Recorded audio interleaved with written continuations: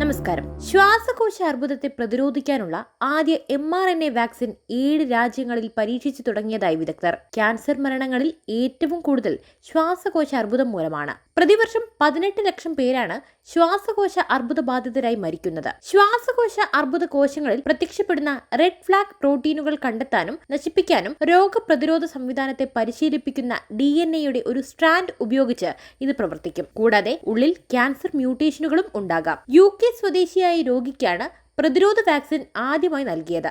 UK-യിൽ നിന്നുള്ള 20 രോഗികൾ ഉൾപ്പെടെ 120 രോഗികൾക്ക് വാക്സിൻ നൽകും. BioNTech എന്ന കമ്പനി വികസിപ്പിച്ച BNT116 വാക്സിൻ ക്യാൻസർ ബാധിത കോശങ്ങൾ തിരിച്ചു വരുന്നതിനെ പ്രതിരോധിക്കുകയും ചെയ്യുന്നു.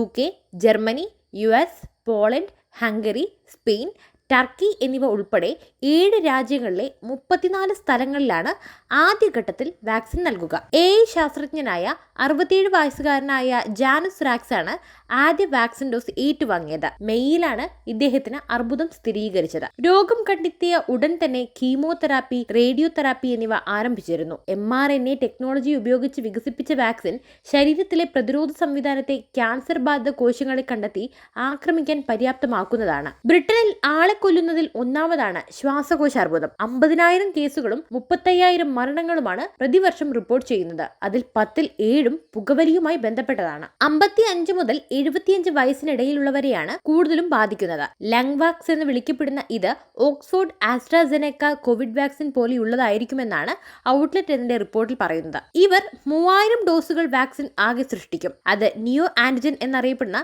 റെഡ് ഫ്ലാഗ് പ്രോട്ടീനുകളെ തിരിച്ചറിയുകയും അവയെ കൊല്ലുകയും ചെയ്യും. ലോകത്തിലെ ഏറ്റവും മാരകമായ സാധാരണമായ അർബുദമാണ് ശ്വാസകോശ അർബുദം. ഇതിൽ ഉയർന്ന അപകട സാധ്യതയുള്ളവരിൽ 55 മുതൽ 74 വരെ പ്രായമുള്ളവരും ഇതിൽ പുകവലിക്കുന്നവരോ അതിനു മുമ്പ് പുകവലിച്ചവരോ ആണെന്നാണ് പറയപ്പെടുന്നത്.